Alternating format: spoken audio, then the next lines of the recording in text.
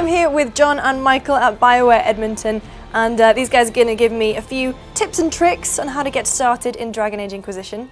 So let's get started with the first and most important thing. Which race do you pick? It kind of depends on what you want to go for.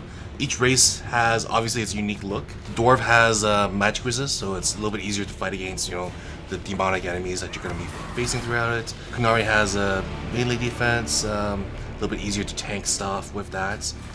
Elves have range defense. Range defense, yes. Whereas the humans just get the easier pick of, you get one more ability points and allows you a little bit more freedom. Yeah, so you can spend that ability point on another upgrade or another ability or another passive, anything, and that as a human you can just go that 1 point further that no one else can.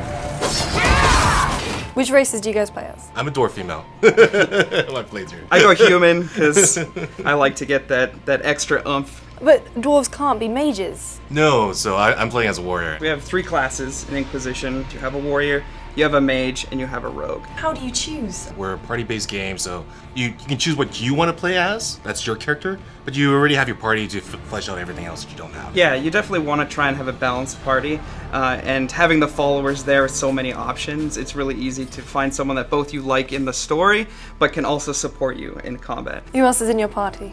I've got Varric as well. He's really awesome. He's got Bianca, the crossbow. I picked up Dorian recently. I loved Dorian so much in the story. I didn't care. I just had to push somebody out to get him in there. I can do this all day! And then, yeah, I also have Cassandra. So she's up there making sure that my guy can deal the damage, and so I don't have to be doing the tanking for the party. So when players boot up the game for the first time, what would you say would be your top tips to get them started in combat? Make sure you capitalize on combos as often as you can.